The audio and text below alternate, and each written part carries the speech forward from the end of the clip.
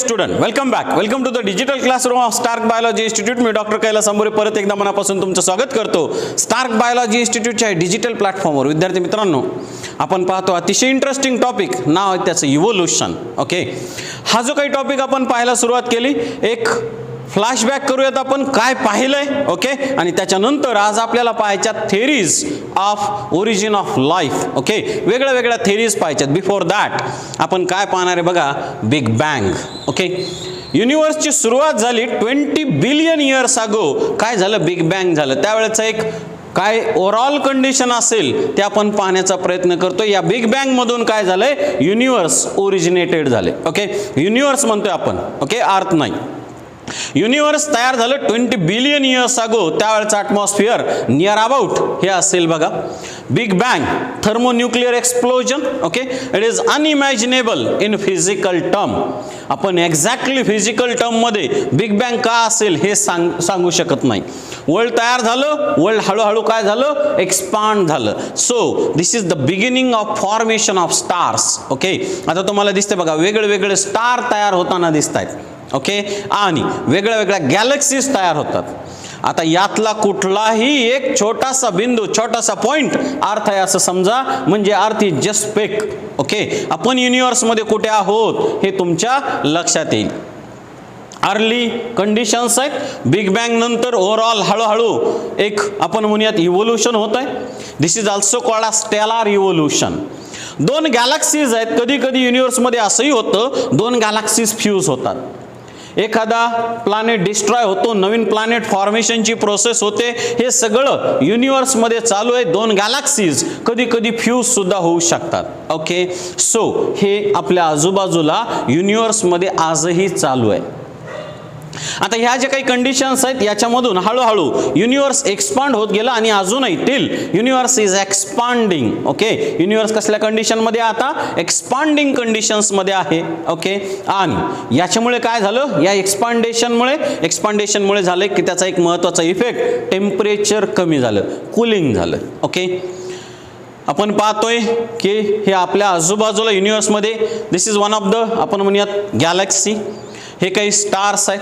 Okay, यातलं कुठलंही एक स्पेक धरून झाला, ते स्पेक म्हणजे अर्थ आहे आपण एवढ्या छोट्याशा जागेत आहोत युनिव्हर्समध्ये.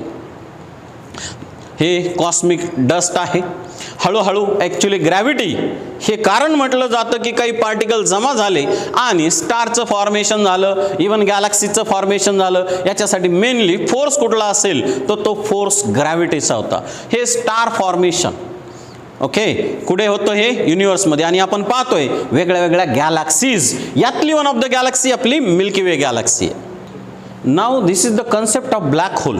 ओके, तुम्ही ब्लॅक होल बद्दल ऐकलं असेल. इवन लाईट इकडनं येतो आणि इकडनंच काय म्हणत आपण डिस्ट्रॉय केला जातो. ओव्हरऑल युनिव्हर्स याचं ओरिजिन. ओके, आपल्याला हे वन ऑफ द गॅलेक्सी पाहायला मिळते बघा. बऱ्याच गॅलेक्सी आहेत, त्यातलं वन ऑफ द गॅलेक्सी. आणि दिस इज नेब्युला. नेब्युला म्हणजे काय, ॲक्च्युली इकडे डस्ट पार्टिकल्स आहेत. Okay, cloud of hot gases आहेत. हळूहळू तुम्हाला दिसेल की इकडे काय होत आहे, कंडेन्सेशन होत आहे. आणि कंडेन्सेशन झाल्यामुळे काय होत आहे तर एक ओव्हरऑल आपण म्हणूयात सोलार सिस्टीम तयार झाली, वेगळे वेगळे स्टार तयार झाले, वेगळे वेगळे प्लॅनेट तयार झाले. ओके, नेब्युला आपण पाहतो. या नेब्युलाच्या भोवती बघा काय तयार होत आहेत, हळूहळू एक सेंट्रलला स्टार आणि हळूहळू काय तयार होत आहेत, प्लॅनेट तयार होत आहेत. कुणापासून, नेब्युलापासून, अर्ली नेब्युला. आता या इन्सिडन्सेस या प्रिमिटिव्ह अर्थ ओव्हरऑल कंडिशनमध्ये खूप कॉमन होत्या. ओके, दोन प्लॅनेटमध्ये कोलिजन असेल. ओके, वेगवेगळे पार्टिकल बाहेर युनिव्हर्समधून येत आहेत.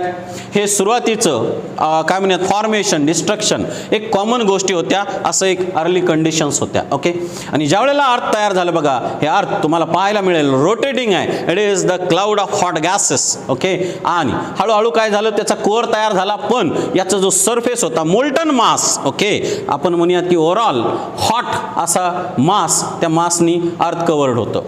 आणि याच्यामध्ये मेन रिव्होल्यूशन कधी झालंय, ज्या वेळेला इकडे काय पडायला लागलं, रेनफॉल, मग ओशन तयार झाले, मग अर्थचं आणखीन कुलिंग झालं. आता आपण जे पाहतोय ते अर्थ याच्या नंतर तयार झाले. आत्ता आपण पाहिलं बघा, जे काही युनिवर्स आहे, ओके, इथे तयार झालं, इथे बिग बँग झालं आणि त्याच्यानंतर हे युनिवर्स काय झालंय, एक्सपांडिंग. ओके, युनिवर्स हळूहळू हळूहळू एक्सपांड झालं आणि या एक्सपांड झाल्यामुळे काय झालंय, ओव्हरऑल कुलिंग झाले. ओके, बघा हे आहे युनिवर्स, याच्यामध्ये मिलियन्स ऑफ गॅलेक्सीज आहेत. ओके, पैकी ही आपली गॅलेक्सी, याला नाव आहे milky way Galaxy. It is also called as आकाशगंगा. ओके, या आकाशगंगेमध्ये आपलं हे सोलार सिस्टीम आहे, सेंटरला सन स्टार आहे आणि बाजूला प्लॅनेट आहेत. ओके, आता बघा सुरुवातीला आता एक तुम्हाला नेब्युला म्हणजे काय, हे नेब्युलावर क्वेश्चन विचारला जातो, व्हॉट इज एक्झॅक्टली नेब्युला.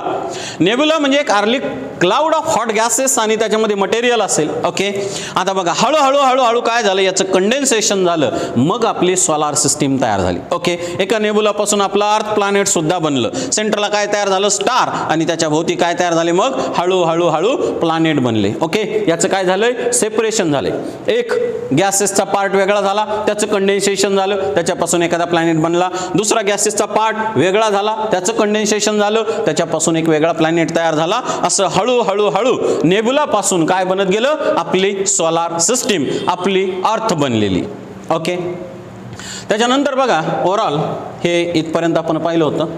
अर्थ प्रिमिटिव्ह ओव्हरऑल जे काही आपण एन्व्हायरमेंट पाहिलं, त्याच्यामध्ये महत्त्वाच्या गोष्टी काय लक्षात घ्यायच्यात. सुरुवातीला जे काही एलिमेंट होते, सुरुवातीला कार्बन होतं, हायड्रोजन होतं, नायट्रोजन होतं, ऑक्सिजन होतं. ओके, हे एकमेकासोबत रिॲक्ट करत नव्हते, कारण मी तुम्हाला सांगितलं टेम्परेचर खूप जास्त असतं. Okay, very high temperature. काही लोक म्हणतात 5000 डिग्री सेंटीग्रेड पर्यंत टेम्परेचर होतं, म्हणून याचं इंटरॅक्शन झालं नाही. हळूहळू एक्सपांडेशन झालं, हळूहळू आणखीन कुलिंग झालं, टेम्परेचर कमी व्हायला लागलं, यातला हायड्रोजन जास्त ऍक्टिव्ह झाला.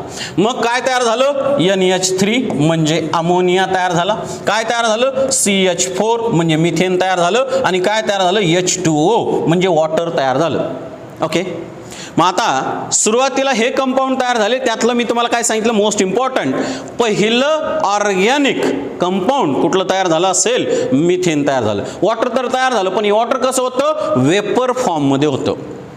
ओके, वॉटर काय आपण पाहतोय आज ओशनमध्ये, तसं नव्हतं. सुरुवातीला हे कसं होतं, वेपर फॉर्ममध्ये होतं. या वॉटरला कुणी ब्रेक केलं, UV रेजनी ब्रेक केलं. कशामध्ये, हायड्रोजन आणि ऑक्सिजन. ओके, हायड्रोजन एस्केप झाला आणि हा ऑक्सिजन कंबाईन झाला. ओके, ऑक्सिजन कंबाईन झाला. कुणासोबत कंबाईन झाला, बघा अगोदर काय होतं, CH4 मिथेन होतं. ओके, आणखीन काय होतं, NH3 अमोनिया होतं. याच्यासोबत काय कंबाईन झालं, ऑक्सिजन, आणि काय तयार झालं, परत तयार झालं CO2, परत तयार झालं H2O. आता हे H2O सुद्धा कसं असेल, सुरुवातीचं वेपर फॉर्म मध्ये, आणि काय तयार झालं, ऑदर्स. ऑदर्स म्हणजे सायनाइड्स. सायनाइड्स तयार झाले. ओके, आता हे सुरुवातीचं वॉटर कसं होतं, वेपर फॉर्म मध्ये, आणि काही ऑक्सिजन पासून ओझोन बनला. ओके, आता ओझोन तुमचं पुस्तक म्हणतं इकडे बनला, ऍक्च्युली मी तुम्हाला सांगणार आहे मेजॉरिटी रेफरन्सेस बुक काय सांगतात आपल्याला, ओझोन लेअर फॉर्मेशन, ऑक्सिजनचं रिव्होल्युशन कधी झालंय, मेजॉरिटी सायनोबॅक्टेरिया, फोटोसिंथेटिक सायनोबॅक्टेरिया तयार झाल्याच्या नंतर. ओके, सध्याला NCERT म्हणतो ओझोन तयार झाला, आपण म्हणूयात ओझोन तयार झाला. ओके, आता बघा यातलं जे काही वॉटर आहे वेपर फॉर्म मध्ये होतं, हळूहळू हळू कुलिंग झालं आणि वॉटरचं कन्व्हर्जन वेपरमधून कधीतरी लिक्विड वॉटरमध्ये झालं असेल. कधी झालं असेल, डेफिनेटली आपण बॉइलिंग पॉईंट काय म्हणतो, 100 डिग्री सेंटीग्रेड. याच्यानंतर जर टेम्परेचर पुन्हा कमी झालं बिलो 100 डिग्री सेंटीग्रेड, मग काय तयार झालं असेल, याचं कन्व्हर्जन कशामध्ये झालं, लिक्विड वॉटरमध्ये. म्हणजे काय झालंय, रेनफॉल झाला, टोरेन्शियल रेनफॉल म्हणतो आपण त्याला. मोठ्या प्रमाणावर काय पडायला लागला, पाऊस पडायला लागला. त्याच्यामुळे आर्चचं काय झालं, आणखीन याचं काय झालं बघा, कुलिंग झालं. कुलिंग झाल्यामुळे काय झालं, रेनफॉल पाऊस पडायला लागला, त्याच्यामुळे आर्चचं आणखीन कुलिंग झालं. आणि या रेनफॉलमुळे मेनली काय तयार झालंय, ओशन तयार झालाय. ओके, असं ओव्हरऑल आपल्या आर्चचं फॉर्मेशन आहे. लक्षात येत आहे, काही डाऊट नाही.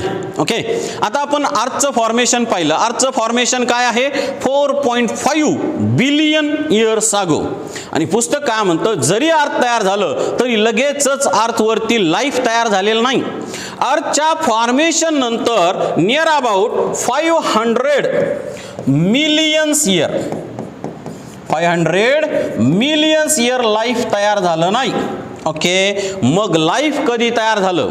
अर्थ तयार झाले 4.5 बिलियन इयर्स अगो. त्याच्यानंतर 500 मिलियन वर्ष म्हणजे लाईफ बनायला सुरुवात कधी झाली आहे? Near about 4 billion years ago. लक्षात येतंय? बघा परत इकडे लिहितो. ओके, युनिवर्स, युनिवर्सचं फॉर्मेशन कधी हो? युनिवर्सचं फॉर्मेशन काय सांगते आपल्याला? Big bang theory 20 billion years ago. याच्यामध्ये अर्थ तयार झालं. ओके, हे अर्थ कधी तयार झालं? 4.5 बिलियन इयर्स अगो. ओके, आणि अर्थ तयार झालं लगेच त्याच्यावर लाईफ ओरिजिनेट झालं का? नाही. मग हे कधी तयार झालं? ओरिजिन ऑफ लाईफ याच्या फॉर्मेशनसाठी सुरुवात झाली. Okay, origin of life formation. Okay, सुरुवात झाली कधी? 4 बिलियन इयर्स अगो सुरुवात झाली. म्हणलं पहिलं लाईफ लगेच 4 बिलियन इयर्स अगोला तयार झालं नाही. त्याच्या तयारी म्हणजे आपण म्हणूयात लाईफ फॉर्मेशनसाठी अर्ली स्टेजेस. ओके, एक इनिशिएशन कधी झालं असेल? 4 बिलियन इयर्स अगो. ठीक आहे, इथपर्यंत आपण पाहिलं अर्थचं फॉर्मेशन. आता याच्यामध्ये एक मूळ क्वेश्चन असा आहे की लाईफ कसं तयार झालं असेल अर्थवरती? याला आपण म्हणूयात ओरिजिन ऑफ लाईफ. ओके, मग या अर्थवरती ओरिजिन ऑफ लाईफ कसं झालं? ओरिजिन ऑफ लाईफ मी तुम्हाला अगोदरच सांगितलं की नक्की कोणाला माहीत नाही आहे हे ओरिजिन ऑफ लाईफ अर्थवरती कसं तयार झालं. ओके, नक्की कोणाला माहिती आहे? कोणालाच माहिती नाही आहे. ओके, मग आता हे जे काही लाईफ तयार झालं याच्यासाठी आपण काय सांगतोय? वेगळ्या वेगळ्या थेरीज सांगतो. ओके, त्यातली पहिली थेरी आहे theory of super natural creation.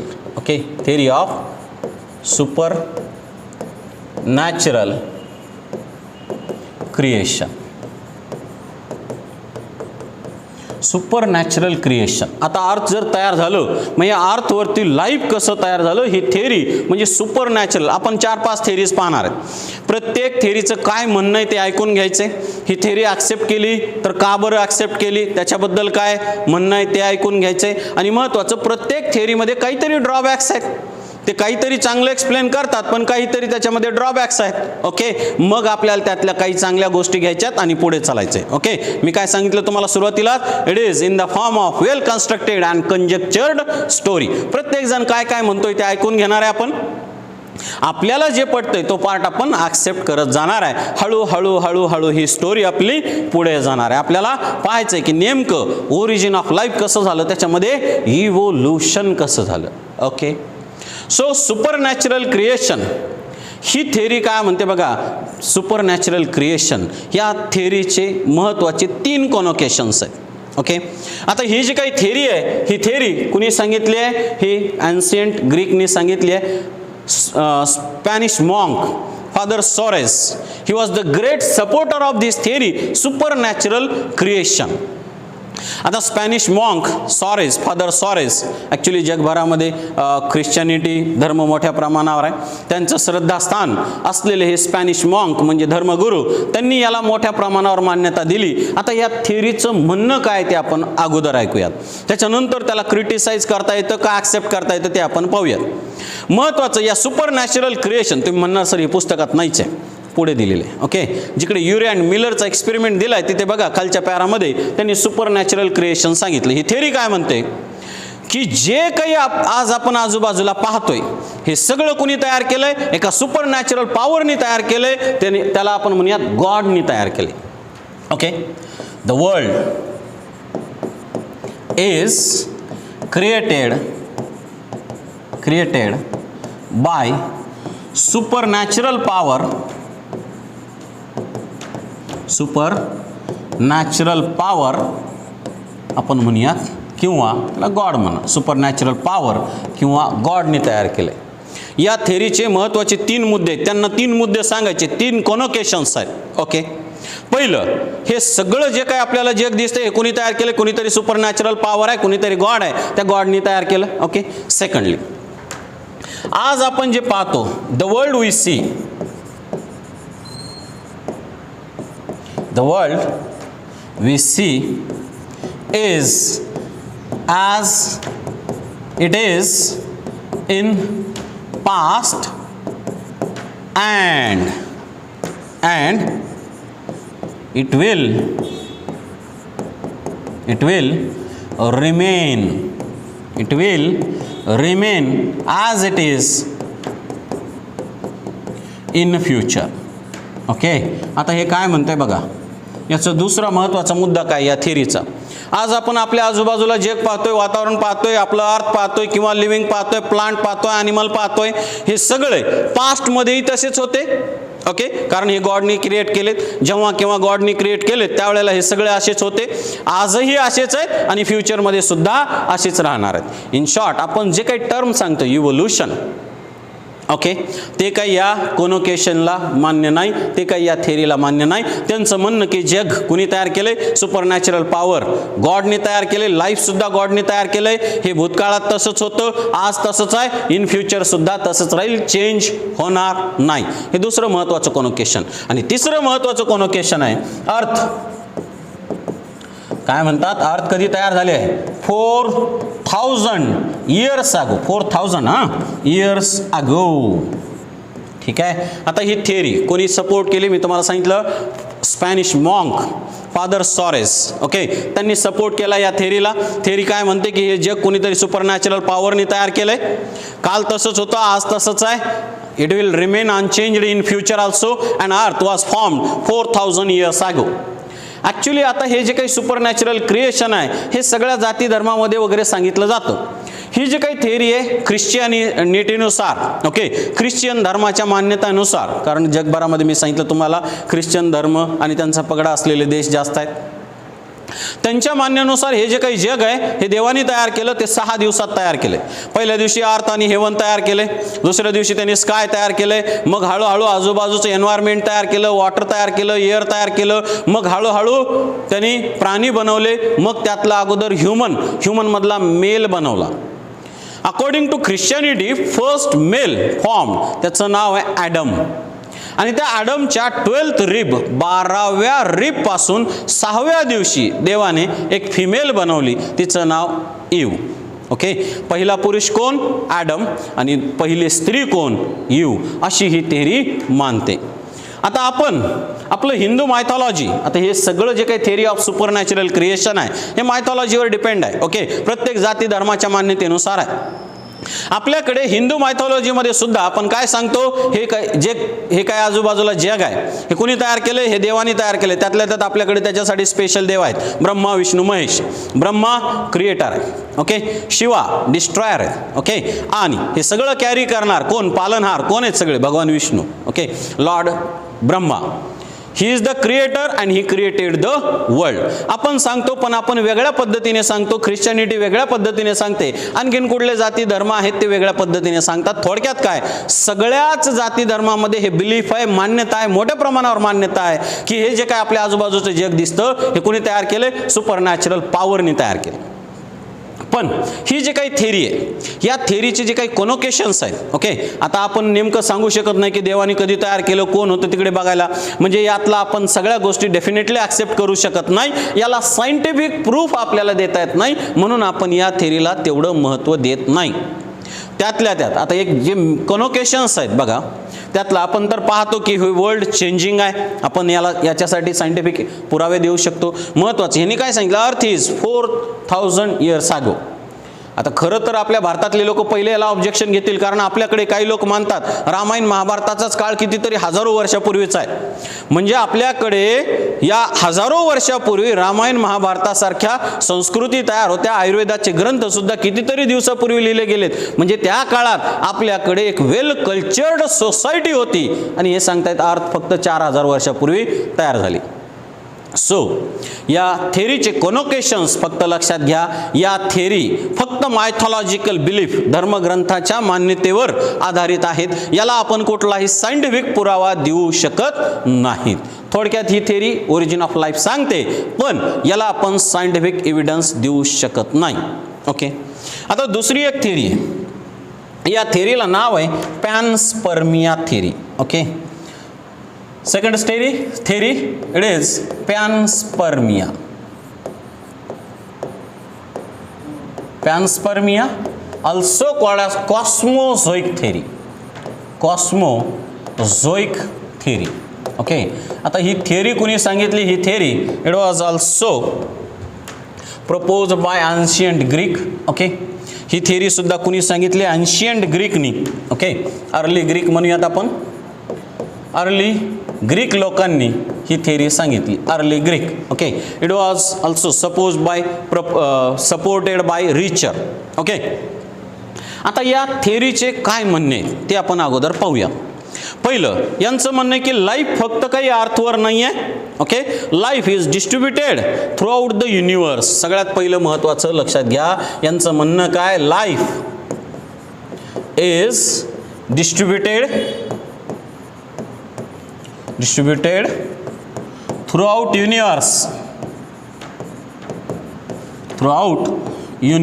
म्हणजे काय? महत्त्वाचं पृथ्वीच्या बाहेर सुद्धा लाईफ आहे. ओके. असं यांचं म्हणणं आहे. दुसरं, मग मी आताच तुम्हाला आपण व्हिडिओ पाहिला. ओके. 2 प्लॅनेटमध्ये 2 गॅलेक्सीजमध्ये हे कोलिजन, इकडचा पार्टिकल तिकडे जात आहे, मटेरियल इकडून तिकडे जात आहे, हे कॉमन आहे, आपण पाहिलं. मग काय झालं असेल ॲक्सिडेंटली? आता हे काही जाणून बुजून झालेलं नाही. ओके. ॲक्सिडेंटली लाईफ दुसऱ्या एखाद्या प्लॅनेटवरून, ओके, अदर प्लॅनेट, दुसऱ्या प्लॅनेटवर जिकडे लाईफ होतं, ओके, या प्लॅनेटमधून लाईफ स्पोर म्हणजे ॲक्च्युली आपण म्हणूयात एक छोटं युनिट आहे. या स्पोरला त्यांनी काय म्हटलं आहे? Unit of life. या स्पोरला काय म्हटलं त्यांनी? Unit of life. अंडरलाईन करा, MCQच्या दृष्टीने महत्त्वाचा पॉईंट असू शकतो. पॅनस्पर्मिया थेरी किंवा कॉस्मोझोआ थेरी. ओके. कॉस्मोझोआ छोटा पार्टिकल, कॉस्मॉलॉजी म्हणजे युनिवर्सचा स्टडी. ओके. मग या युनिवर्समध्ये झू म्हणजे काहीतरी आपण म्हणूयात लाईफ फॉर्म. ओके. कुठल्या फॉर्ममध्ये? कॉस्मोझोआ फॉर्ममध्ये. जिथे कुठे होता, ज्या कोणत्या प्लॅनेटवर होता, तिकडनं हा आपल्या अर्थवर आला. कसा आला? मटेरियल सोबत. ओके.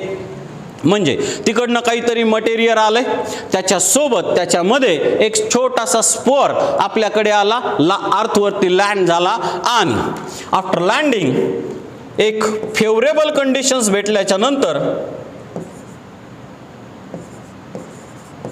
फेवरेबल कंडिशन नंतर, ओके, लाईफ काय झालं नंतर? पुढे इव्हॉल्व झालं. ओके. काय म्हणते थेरी बघा. लाईफ दुसऱ्या ग्रहावर होतं, तिथून आपल्याकडे आलं. कुठल्या फॉर्ममध्ये? पॅनस्पर्मिया. ओके.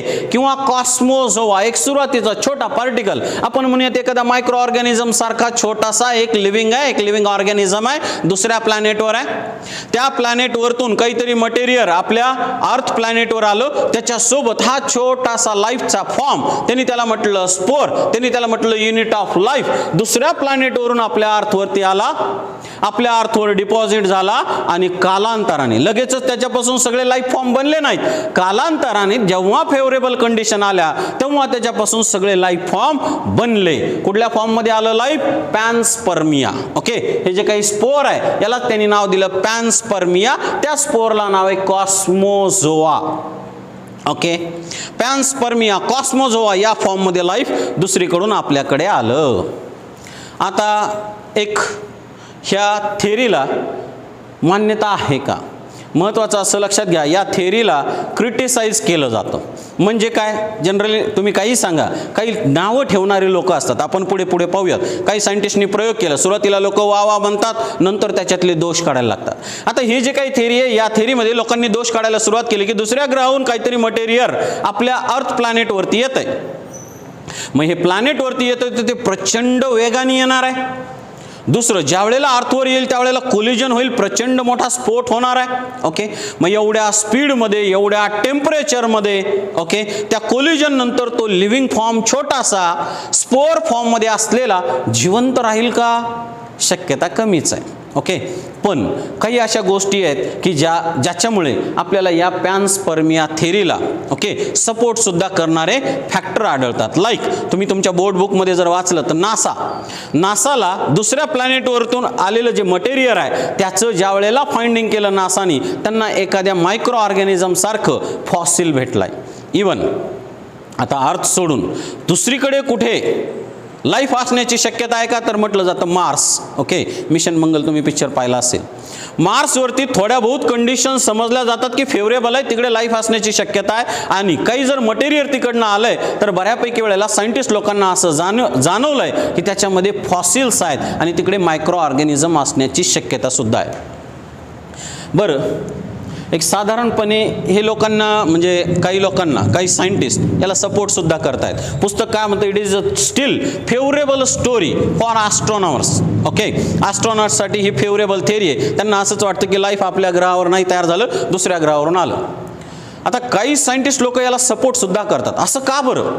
आता तुम्हाला वाटेल लाईफ आपल्या पृथ्वीवरती तयार झालं हे मानणं सोपं आहे. का बरं काही सायंटिस्ट लोक असं मानतात की लाईफ आपल्याकडे तयारच झालं नाही, दुसरीकडे तयार झालं, दुसऱ्या रिमोट प्लॅनेटवरती तयार झालं? याला काही सायंटिस्ट लोक कारण असं देतात, आपल्या बॉडीमध्ये एन्झाईम किंवा लिव्हिंगमध्ये एन्झायमॅटिक ॲक्टिव्हिटीज म्हणूयात आपण, या एन्झायमॅटिक ॲक्टिव्हिटीजचा खूप मोठा रोल आहे आपल्या लाईफ प्रोसेसेसमध्ये, बरोबर. आणि आपल्या बॉडीमध्ये काही मॉलिब्डेनियम सारखे एलिमेंट आहेत जे एन्झाईम ॲक्टिव्हिटीसाठी लागतात, पण आपल्या आजूबाजूला अर्थवरती ते खूप कमी प्रमाणात आहेत. आणि दुसऱ्या ग्रहावरून जे मटेरियल आलंय त्याच्यामध्ये मॉलिब्डेनियम वगैरे खूप जास्त प्रमाणात आहे. मग काही सायंटिस्ट लोकांना ही शक्यता खूप जास्त वाटते. ओके, कुठली शक्यता जास्त वाटते की मॉलिब्डेनियम सारखे पदार्थ ज्या ग्रहावर जास्त आहेत तिकडे एन्झाईम अगोदर तयार झाले असतील, एन्झायमॅटिक ॲक्टिव्हिटी तिकडे लवकर तयार झाल्या असतील. ओके, म्हणजे काही टोटल कोणीतरी रात्रीतून उठलं आणि सांगितलं आपल्याकडे लाईफ तयार झालंच नाही, दुसरीकडे तयार झालंय आणि तिकडून इकडे आलंय, असं नाही. काही गोष्टी आहेत ज्या या पॅन्सपर्मिया थेरीला सुद्धा सपोर्ट करतात. ओके, सो ही पण एक थेरी म्हटली जाते. It was propose by ancient Greek. Okay, आणि या थेरीचं म्हणणं काय, life is distributed through out the universe. दुसरीकडे सुद्धा लाईफ आहे, अर्थवरतीच लाईफ आहे असं मानायचं कारण नाही आहे. आणि ॲक्सिडेंटली अदर प्लॅनेटवरून लाईफ आपल्याकडे आलं, स्पोर फॉर्ममध्ये आलं, त्यांनी त्याला म्हटलं युनिट ऑफ लाईफ. आणि फेवरेबल कंडिशन नंतर मग आपल्याकडे डायव्हर्सिफिकेशन तयार झालं. ओके, काही दुसरीकडून आलेल्या मटेरियलचे फॉसिल आपल्याला सांगतात की तिकडे मायक्रो ऑर्गॅनिझम असण्याची शक्यता आहे. ओके, अशी ही दुसरी थेरी, नाव हिला पॅन्सपर्मिया किंवा कॉस्मोझोइक थेरी. ओके, एक तिसरी पण थेरी आहे बरं का, नाव त्याला theory of eternity of life. Okay, आता बघा मी इकडे लिहितो, एकदम सिम्पल आहे. हां, तुम्हाला कदाचित जर शब्दाचा अर्थ कळला तर लगेच लक्षात येईल ही थेरी काय म्हणते. Theory of eternity of life. Eternity of life. आता ही theory of eternity of life म्हणजे काय, लाईफ इज इटर्नल. लाईफ हे इटर्नल आहे म्हणजे याला it has no beginning and it has no end. It has no beginning, it has no end. तुम्ही आपल्याकडे शब्द ऐकले असतील, आपल्याकडे कॉमनली म्हटलं जातं हे सगळं अनादि अनंत आहे. अनादि अनंत, याला आधी नाही आहे, याला सुरुवात नाही आहे. ओके, आणि याला शेवट सुद्धा नाही आहे. म्हणजे काय तर थोडक्यात हे लोक सरळ सरळ टाळतात, कशाला मिळवायचं ना उत्तर.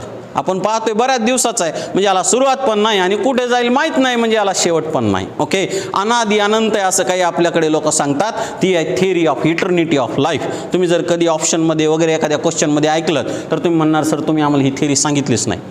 इटर्निटी या शब्दाचा अर्थ लक्षात घ्या, तुमच्या लक्षात येईल की ही थेरी काय म्हणते. ही थेरी म्हणते लाईफ कधीपासून आहे, त्याला बिगिनिंग नाही, कुठपर्यंत राहणार आहे, त्याला एंड सुद्धा नाही. थोडक्यात हे जे काही आपण पाहतोय लिव्हिंग लाईफ हे अनादि अनंत आहे. कुठे, या अर्थवरती.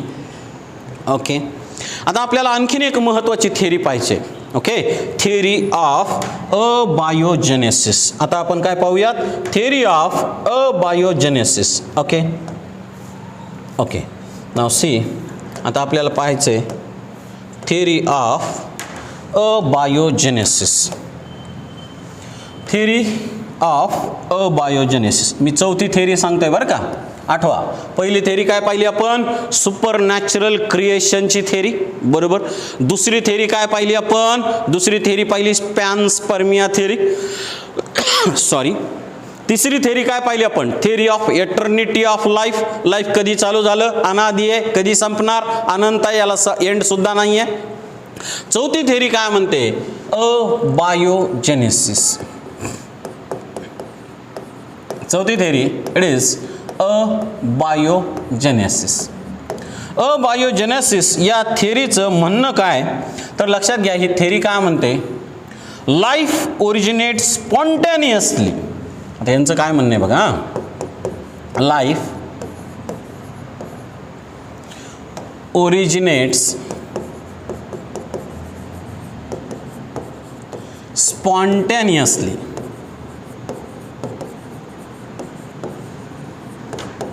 spontaneously from non-living things, from non-living things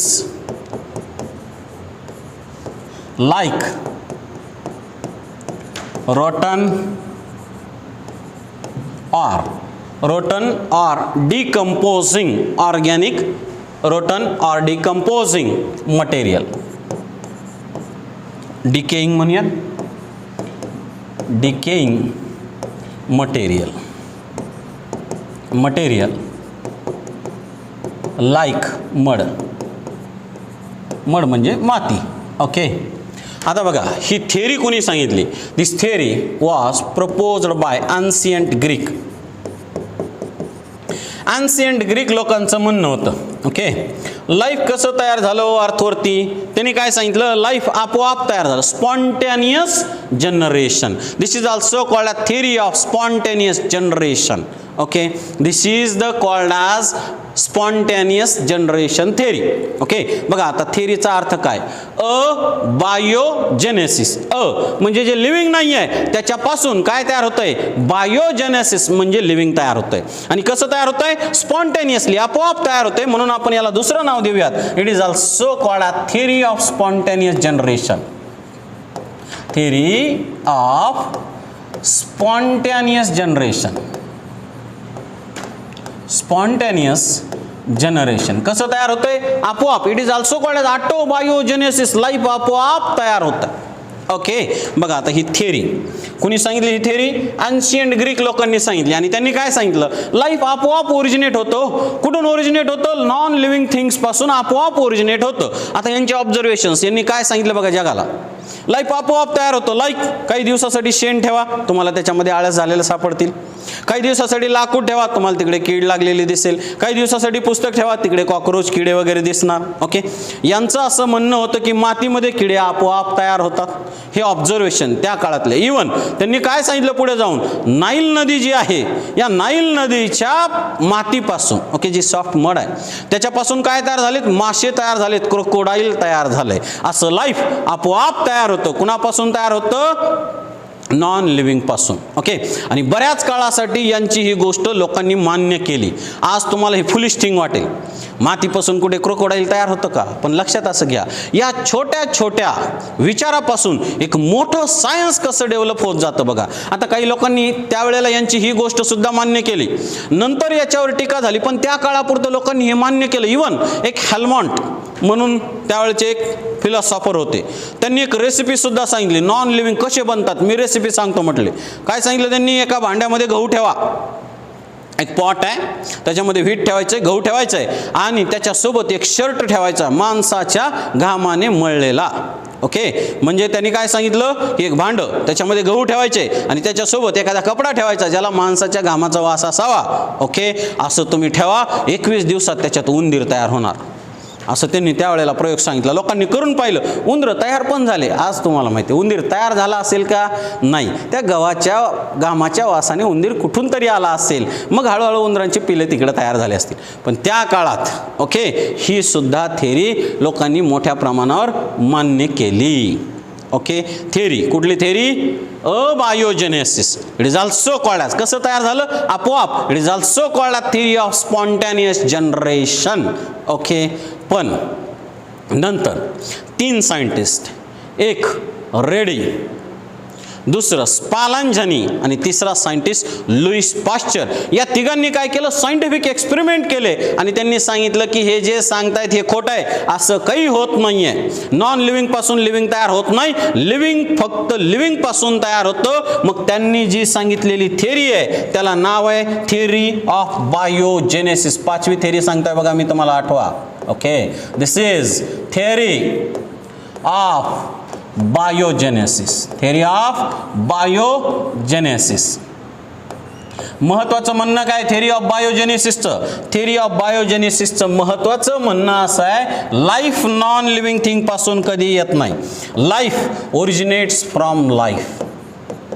life originates from life.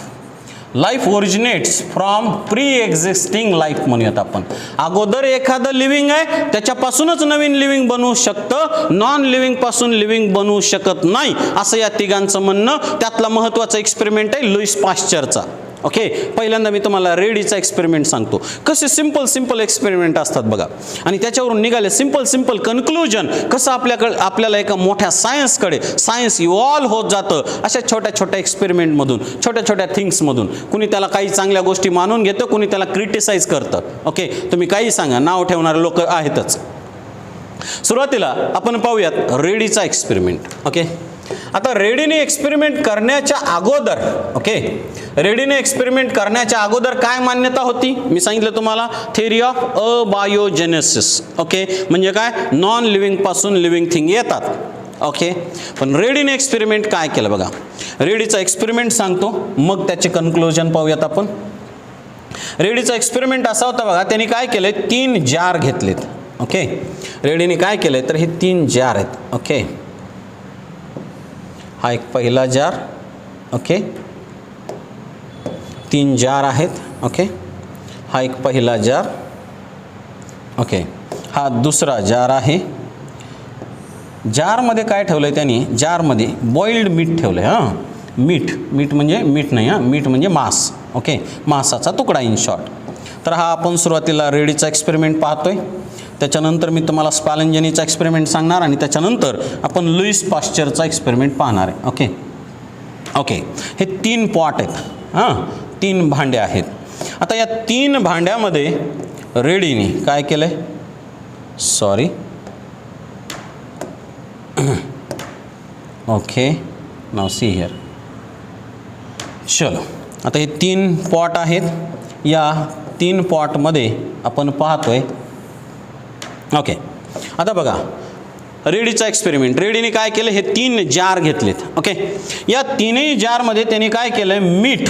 Okay, मीठ हे बॉईल करून घेतलं आणि हा मांसाचा तुकडा ठेवला. हे मीठ आहे, समजा मांस आहे. ओके, इकडे पण हे बॉईल केलं आहे आणि त्याच्यामध्ये मांस ठेवला. आता बॉईल का केलं तर याच्यामध्ये कुठलं लाईफ नाही आहे असं त्याला सांगायचं होतं. जरी काही असेल तर या उष्णतेने कुठलंही लाईफ राहणार नाही, कुठलंही लिव्हिंग थिंग राहणार नाही. मग हे मीठ त्यांनी काय केलं, या 3 वेगळ्या जारमध्ये ठेवलं.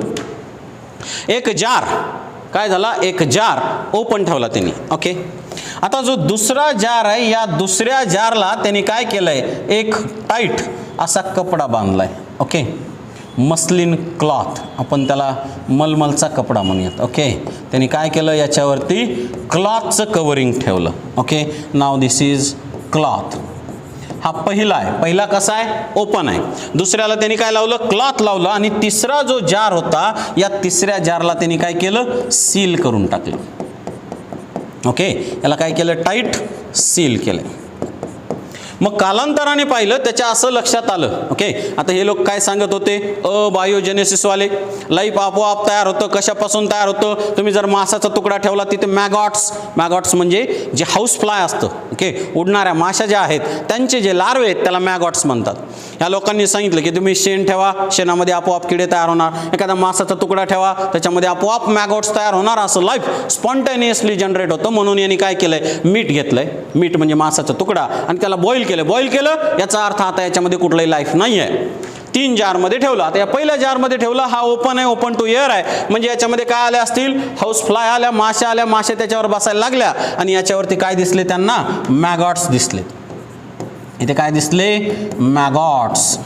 मॅगॉट्स म्हणजे लार्वे दिसले. ओके, पण या दुसऱ्या जारवरती इथे पण माशा आल्या, पण माशा डायरेक्टली आतमध्ये गेल्यात का हाऊस फ्लाय? नाही, ते कुठे बसले असेल? या कपड्यावरती. ओके, मग या कपड्यावरती इथे काय दिसले त्याला? मॅगॉट्स दिसले. पण आता या तिसऱ्या जारमध्ये मॅगॉट्स असतील का? तिसऱ्या जारमध्ये कुठेही मॅगॉट्स नाही आहेत. मग त्याने काय सांगितलं? तुम्ही जे सांगताय की मीठचा पीस ठेवा त्याच्यामध्ये आपोआप मॅगॉट तयार होतात, आपोआप मॅगॉट तयार होत नाहीत. मॅगॉट कोणामुळे तयार होतात? या फ्लाइंग, आपण म्हणूयात फ्लाइंग जे काय हाऊस फ्लायमुळे तयार होतात. ओके, इथे त्या हाऊस फ्लाय आतमध्ये जाऊ शकले नाहीत म्हणून मॅगॉट्स कुठे तयार झाले? कपड्यावरती. आणि इकडे मॅगॉट्स जाऊ शकले नाहीत, तयारच झाले नाहीत, कारण हाऊस फ्लाय तिकडे गेल्याच नाहीत, असं त्यांनी सांगितलं. सुरुवातीला लोकांनी याला खूप चांगली मान्यता दिली. छान आहे हा एक्सपेरिमेंट, बरोबर सांगतोय हा. माशाच घेऊन आल्यात त्याला, बरोबर, माशामुळे तयार झालंय. आणि जिकडे माशा गेल्या नाहीत तिकडे तयार झालं नाही, याचा अर्थ लाईफ स्पॉन्टेनियसली ओरिजिनेट होत नाही. पण लोकांनी या प्रयोगाला सुद्धा नावं ठेवले. का बरं ठेवले असतील नावं? ज्या वेळेला आता इथे मॅगॉट्स तयार झाल्या, ज्या वेळेला कपडा काढला त्यावेळेला याच्यावरती काय झालं? फंगस लागायला सुरुवात झालं. आता तुम्ही म्हणणार याच्यामध्ये तर कसंच फंगस तयार होणार नाही. ओके, फंगस तयार होईल का? तर लक्षात असं घ्या, हा जार त्याने स्टरिलाइज केला नव्हता. ओके, आणि याच्याच नंतरच्या काळामध्ये काय झालं? मायक्रो ऑर्गॅनिझमचा शोध लागला. ओके, हे बॉइल्ड मीटचा पीस जसा या जारमधून बाहेर काढला त्याला काय लागलं? फंगस लागलं, त्याच्यामध्ये मायक्रो ऑर्गॅनिझम दिसले. लोकांनी याला सुद्धा नावं ठेवले. काही लोक म्हणले तुम्ही सांगताय ते खोटं आहे, काही काळाने हा मीटचा पीस बाहेर काढा त्याला फंगस लागतंय, त्याच्यामध्ये मायक्रो ऑर्गॅनिझम तयार होतात. म्हणजे पुन्हा काही लोक तेच मानायला लागले, लाईफ कुठून येतं? नॉन लिव्हिंग थिंग पासून येतं. कसं येतं? आपोआप येतं. ओके, एवढा चांगला एक्सपेरिमेंट केला बघा रेडीनी, लोकांनी त्याला सुद्धा नावं ठेवले. ठीक आहे, याच्यानंतर दुसरा एक्सपेरिमेंट केला बघा. दुसरा एक्सपेरिमेंट कोणी केला? तर दुसरा एक्सपेरिमेंट केला स्पॅलंजेनी. ओके, स्पॅलंजेनी. आता या स्पॅलंजेनीने एक्सपेरिमेंट केला. त्यांनी काय केलं? हे 2 फ्लास्क घेतलेत. ओके, या फ्लास्कमध्ये त्यांनी काय केलं? या फ्लास्कमध्ये हे इन्फ्युजन ठेवलं. हे इन्फ्युजन, हे म्हणजे काय? वाळलेलं गवत. थोडक्यात काय केलं यांनी? गवत पाण्यामध्ये मिक्स केलं. Okay, this is called as हे इन्फ्युजन. ओके, हे इन्फ्युजन, वाळलेलं गवत ठेवलंय. ओके, आणि याला काय केलंय? तर याला बॉईल केलं. ओके, आपण म्हणूयात हे बॉयलर आहे. ओके, आणि याला काय केलंय? हीट दिली. ओके, हीट दिल्याच्या नंतर काय होतं? याच्यामध्ये जर काही मायक्रो ऑर्गॅनिझम असेल तर तो मरून जातोय. ओके, स्पॅलंजेनीने काय केलं होतं? या जारला स्टरिलाइज केलं होतं का? रेडीने या जारला स्टरिलाइज केलं होतं का? नाही. म्हणून ती उणीव भरून काढण्यासाठी स्पॅलंजेनीने काय केलं? हा आधीच शहाणा झाला. याने काय केलं? आता जार स्टरिलाइज करून घेतले. याने जार स्टरलाइज करून घेतले, त्याच्यामध्ये हे इन्फ्युजन ठेवलं, वाळलेलं गवत म्हणजे काहीतरी ऑर्गॅनिक मटेरियल ठेवलं, त्याच्यासोबत पाणी ठेवलं. ओके, याला बॉईल केलं. बॉईल केल्याच्या नंतर हा जार स्टरलाइज झाला. इवन याच्यामध्ये जे काही एअर असेल यातल्या वेपरमुळे ते एअर सुद्धा बाहेर गेलं. आणि एकदा का त्यांनी हे सगळा प्रयोग झाला, त्यांनी काय केलं? तर बघा, आता मी म्हणतो की ह्याने काय केलं? हे इन्फ्युजन आहे आणि त्यांनी काय केलं? आता या जारला सील करून टाकलं, बंद करून टाकलं. ओके, सील करून टाकलं. बरेच दिवस ठेवलं, बरेच दिवस म्हणजे 18 महिन्यापर्यंत ठेवलं. मग त्याच्या असं लक्षात आलं की याच्यामध्ये कुठलाही मायक्रो ऑर्गॅनिझम तयार झाला नाही. मायक्रो ऑर्गॅनिझम तयार झाला नाही. जसं कुठे झालं होतं? रेडीच्या एक्सपेरिमेंटमध्ये. ओके, इथे मॅगॉट्स तयार झाले, इथे मॅगॉट्स कपड्यावर दिसले, इथे मात्र मॅगॉट्स तयार झाले नाही. पण हा मीटचा पीस बाहेर काढला, त्याच्यामध्ये मायक्रो ऑर्गॅनिझम दिसायला लागले. लोकांनी नावं ठेवली की आता बघा आपोआप मायक्रो ऑर्गॅनिझम तयार झाले. मग ह्याने काय केलं? तर याने जे स्टरलायझेशन केलं होतं त्याच्यानंतर कित्येक दिवसानंतर सुद्धा तसंच ठेवून कुठलंही मायक्रो ऑर्गॅनिझम याच्यामध्ये तयार झालं नाही. म्हणून त्याने सांगितलं तुम्ही जे म्हणताय नॉन लिव्हिंग थिंग पासून लिव्हिंग थिंग येतात, हे कम्प्लिटली चुकीचं आहे. बघा मी कित्येक दिवस ठेवलंय पण याच्यामध्ये मायक्रो ऑर्गॅनिझम तयार झालाच नाही. याने काय केलं पुढे? ज्या वेळेला याने काय केलं? हे सील उघडलं. ओके, आता समजा याने हे सील पुन्हा ब्रेक केलं. ओके, याने काय केलंय? हे सील ब्रेक करून टाकलं. सील ब्रेक करून टाकलं. ओके, मग काही दिवसानंतर त्याच्यामध्ये मायक्रो ऑर्गॅनिझम तयार झाले. मग या स्पॅलंजेनीचं म्हणणं काय होतं, बरेच दिवस ठेवले, कित्येक महिने ठेवलंय तरी पण मायक्रो ऑर्गॅनिझम तयार झाले नाही. कधी तयार झाले, याच्यामध्ये एअर गेल्याच्या नंतर, हवा गेल्याच्या नंतर मायक्रो ऑर्गॅनिझम तयार झाले. याचा अर्थ ते मायक्रो ऑर्गॅनिझम कोणासोबत आले, हवेसोबत आले. प्रशंसा झाली या एक्सपेरिमेंटची. ह्या म्हणतो ते बरोबर आहे, कित्येक दिवस ठेवलं तरी मायक्रो ऑर्गॅनिझम नाही तयार झाले, फक्त एअर आल्याच्या नंतर मायक्रो ऑर्गॅनिझम तयार झाले. याचा अर्थ मायक्रो ऑर्गॅनिझम ऑलरेडी होते, कुठे होते, एअरमध्ये, आणि मग तयार झाले. याचा अर्थ लाईफ पासून लाईफ येत आहे. प्रशंसा झाली.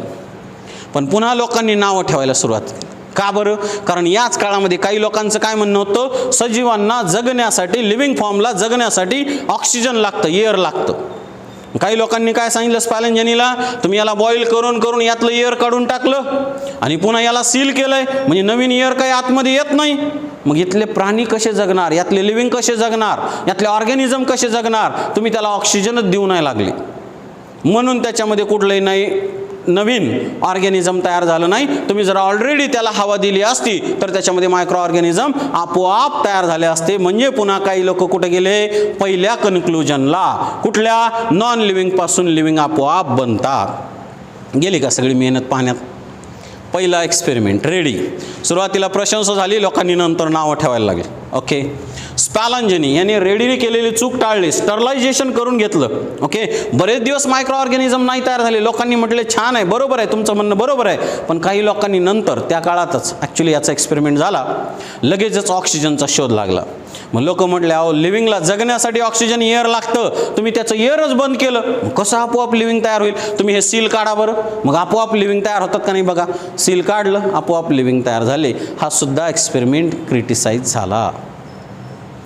आता मात्र सुपर दिमाग कुणी लावला? सुपर दिमाग लावला, तो लावला लुईस पाश्चरनी. ओके, आता लुईस पाश्चरनी काय दिमाग लावला बघा. लुईस पाश्चरनी असं एक ॲपरेटस तयार केलं, याला नाव आहे श्वान नेक ॲपरेटस. श्वान, श्वान म्हणजे काय, श्वान पक्षी. ओके, त्याच्या नेक सारखं हा यस शेप्ड नेक असलेला फ्लास्क त्याने बनवला. This is experiment of Louis Pasteur.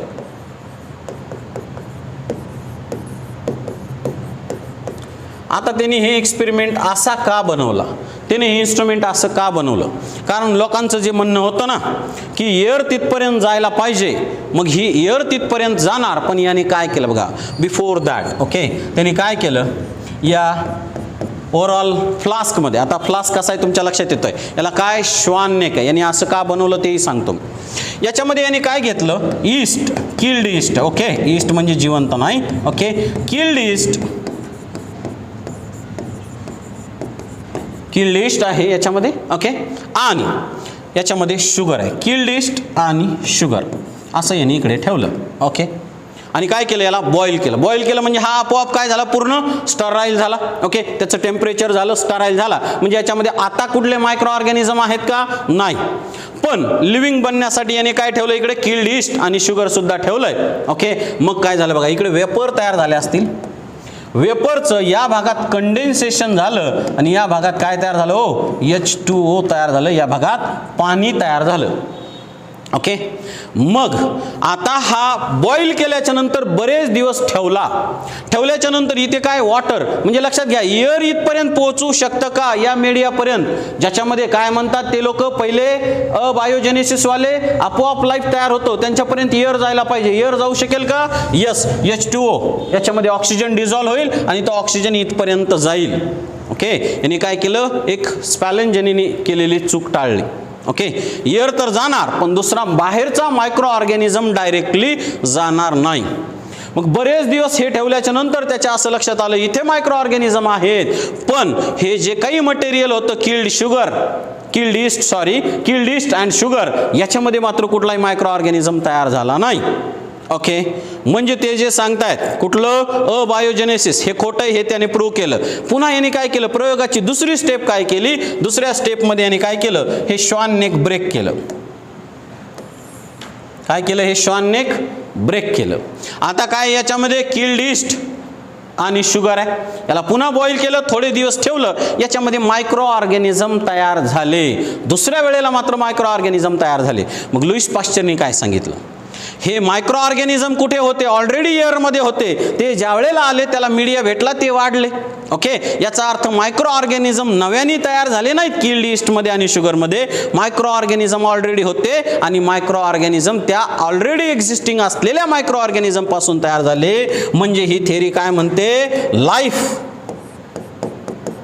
originates from only pre-existing life. Life originates from only pre-existing life. म्हणजे हे काय एक्सप्लेन करतात? पहिलं लाईफ कसं आलं ह्या थेरीला, यांना जर विचारलं, लुईस पाश्चर वगैरे ह्या जे लोकांनी ही जी थेरी सांगितली, ही थेरी म्हणजे कुठली होती? बायोजेनेसिस. फक्त लिव्हिंग पासून नवीन लिव्हिंग येतात. मग यांनी काय सांगितलं? तर लिव्हिंग पासून लिव्हिंग येतात म्हणजे आज जे लिव्हिंग आहेत कुठून आले?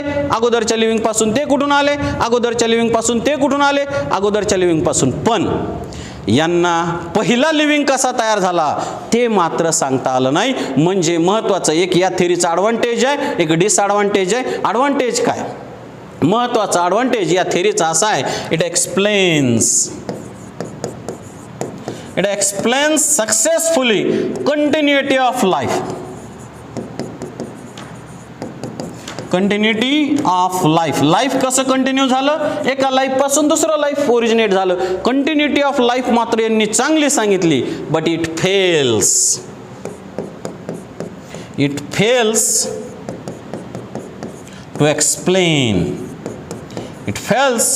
to explain origin of first life. origin of first life. आणि हा असा प्रयोग होता लुईस पाश्चरचा. ओके, श्वान नेक इफेक्ट वाला. त्याच्यामुळे लोकांनी कायमसाठी, आता यांनी तर कुठले ड्रॉबॅक ठेवले नाहीत. अगोदर स्टराईल करून घेतलं म्हणजे त्याच्यात अगोदर मायक्रो ऑर्गॅनिझम नव्हते, तिथपर्यंत ऑक्सिजन पोहोचेल अशी सोय केली त्यांनी, बरोबर का? आणि दाखवून दिलं की फक्त मायक्रो ऑर्गॅनिझम असल्याच्या नंतरच नवीन मायक्रो ऑर्गॅनिझम तयार होतात. म्हणून जी काही अगोदर मान्यता होती बरेच दिवस, कुठली? अबायोजेनेसिस, नॉन लिव्हिंग पासून लिव्हिंग येतात, ही theory once and all discard झाली. ओके, आज आपण महत्त्वाच्या 5 थेरी बघितल्यात बघा. ओके, चलो तुम्हाला फटाफट सांगतो आपण काय पाहिलंय. First of all, theory of super natural creation. Okay, ही पहिली थेरी. दुसरी थेरी सांगितली बघा, panspermia. It is also called as cosmozoic theory. Okay, and third one, theory of eternity of life. Life अगोदरपासून आहे, शेवटपर्यंत राहील, याला सुरुवात नाही शेवट नाही आहे. Okay, theory of abiogenesis. बरेच दिवस काय मान्यता होती? स्पॉन्टेनियसली लाईफ येतं नॉन लिव्हिंग थिंग्सपासून. एक्झाम्पल सांगितले मी तुम्हाला. शेणामध्ये किडे तयार होतात, मीठ जर असेल तर त्याच्यात आळ्या तयार होतात, मॅगॉट्स तयार होतात. यांनी म्हणलं की नाईल नदीच्या मातीपासून मासे बनले, तिथे क्रोकोडाईल बनले, सो अँड सो. ओके, आणि त्याच्यानंतरची theory of biogenesis. It successfully explain the continuity of life. महत्त्वाचं लक्षात घ्या. पहिला एक्सपेरिमेंट केला रेडेनी, लोकांनी याच्यात काही चुका शोधल्या. दुसरा एक्सपेरिमेंट केला स्पालंजनीनी, लोकांनी याच्यात पण चुका शोधल्या. पण महत्त्वाचा एक्सपेरिमेंट कोणाचा होता? Louis Pasteur. आणि लुईस पाश्चरचा एक्सपेरिमेंट ॲक्सेप्ट झाला. लोकांनी वन्स अँड ऑल कायमसाठी थेरी ऑफ अबायोजेनेसिस म्हणजे नॉन लिव्हिंग पासून लिव्हिंग येतात असं मानणं बंद केलं. ओके, चला जाऊया आपल्या NCERT कॉर्नरकडे. बघा आपण NCERT मध्ये काय काय पाहिलंय. ओके, अर्थ was supposed to be formed about 4.5 billion years back. There was no atmosphere on early earth. सुरुवातीच्या अर्थला अॅटमॉस्फिअर नव्हतं. Water vapour, methane, carbon dioxide. आता हा थेरॉटिकल पार्ट आहे, डेफिनेटली तुमच्या लक्षात राहावा म्हणून पुन्हा NCERT रिडिंग घेतोय. Water vapour, methane, carbon dioxide and ammonia release from molten mass covered the surface. UV rays. UV रेजनी काय केलं? वॉटरला ब्रेकअप केलं. UV rays from sun broke up the water into hydrogen and oxygen. Lighter H2 escape. Okay, oxygen combined with ammonia, methane to form water and CO2 and others. Ozone layer तयार झाला. Ozone was formed as it cooled. वॉटरचं काय झालं पुन्हा? Rainfall, torrential rains. Okay, rainfall झाला. As it cooled, the water vapor fell as a rain to to fill the depressions to form ocean. जे काही अर्थच्या सरफेसवर depression होते ते पाण्याने कव्हर झाले, ओशन तयार झाले. Life appeared 5 million years after the formation of earth, that is 4 billion years. आता याच्याबद्दल पुढे 2-3 वाक्य येणार आहेत, त्यावेळेला याचा खरा अर्थ तुम्हाला पुन्हा सांगतो. ओके, आज आपण हे पाहिलं बघा. Did life came from outer space? Okay, याच्याबद्दल पहिली थेरी पाहिली आपण, ती थेरी होती थेरी ऑफ सुपरनॅचरल क्रिएशन. ती इथे सांगितली बघा. Conventional religious literature tell about the theory of special creation or supernatural creation. This theory has 3 connotations. 1. All living organism or species type that we see today were created as such. आज जे आपण पाहतोय हे असेच तयार झालेत. कोणी तयार केलंय? गॉडनी. भूतकाळात तसेच होते, आज तसेच आहेत, भविष्यात सुद्धा तसेच राहणार आहेत. Okay. 2. That diversity was always the same since creation and will be remain same in the future also. Diversity कालही होते, आजच्या सारखंच वातावरण किंवा डायव्हर्सिटी काल होती, आज आहे, फ्युचरमध्ये सुद्धा राहील. आणि महत्त्वाचं 3, earth is about 4000 years old. अर्थ कधी तयार झालंय? 4000 वर्षापूर्वी. ही पहिली थेरी होती, theory of special creation, theory of super natural creation. Okay. दुसरं बघा, some scientist believe that it came from outside. Outside म्हणजे दुसऱ्या प्लॅनेटवरून. Early Greek thinkers thought unit of life called spore. स्पोअरला त्यांनी काय म्हटलं? Unit of life were transferred to different planets including earth. Okay, already हे दुसरीकडे होतं, तिकडून अर्थवरती आलंय. पॅन्सपर्मिया, त्याला स्पोअरला नाव दिलं बघा, panspermia is still favourite idea for some astronomers. For a long time it was also believed that life came out of decaying and rotting matter like straw, mud, etc. म्हणजे ही कुठली थेरी आहे? Theory of abiogenesis, theory of spontaneous generation. Okay, तुम्हाला notes देणार आहे, त्यावेळेला व्यवस्थित लिहून घ्यायचं आहे. Louis Pasteur by careful experiment demonstrated that life comes only from pre-existing life. Louis पाश्चरला अंडरलाईन करा बघा, त्याचा प्रयोग मी तुम्हाला डिटेल सांगितला. तिने काय म्हटलं? NCERT काय म्हणतं बघा. He showed that in pre sterilised flask. Flask कसा आहे? त्याला एस शेपची नेक आहे, that is also called as श्वान नेक. उद्या मी तुम्हाला पुन्हा एकदा त्याची डायग्राम दाखवेल. ओके, म्हणजे त्यांनी काय केलंय? एक प्री स्टरिलाइज्ड फ्लास्क घेतला, पण त्याची नेक एस शेप होती. हे महत्त्वाचं लक्षात ठेवा. In pre-sterilized flask, life did not came from keeled yeast, while in another flask open to air, new living organisms arose from keeled yeast. म्हणजे त्याच्यामध्ये मायक्रो ऑर्गॅनिझम सापडले. कधी? ज्या वेळेला ते एअरला काय म्हणत आपण डायरेक्ट कॉन्टॅक्टमध्ये आलं. Okay. Spontaneous generation theory was dismissed once and for all. Spontaneous generation, त्यालाच आपण म्हटलं अबायोजेनेसिस, ती थेरी डिस्प्रूव्ह करण्याचं महत्त्वाचं काम कोणी केलं? लुईस पाश्चरनी. ओके, मी तुम्हाला 3 एक्सपेरिमेंट सांगितले, रेडी, स्पालंजनी आणि लुईस. महत्त्वाचा एक्सपेरिमेंट लुईसचा, Louis Pasteur. Okay. However, this did not answer how the first life came from. Okay, came on the earth. पहिलं लाईफ कसं आलं ते मात्र या थेरीला सांगता आलं नाही. त्यांनी सांगितलं लाईफ कुठून येतं? अगोदरच्या लाईफपासून. ते कुठून आलं? अगोदरच्या लाईफपासून. ते कुठून आलं? अगोदरच्या लाईफपासून. पण फर्स्ट लाईफ कुठून आलं? त्यांना सांगता आलं नाही. Theory of biogenesis successfully explains continuity of life on earth, but this theory could not explain the origin of first life on earth. Okay, चला आणखीन इंटरेस्टिंग पार्ट आपल्याला पाहायचं पुढच्या लेक्चरमध्ये. Keep studying, success will be yours. Thank you.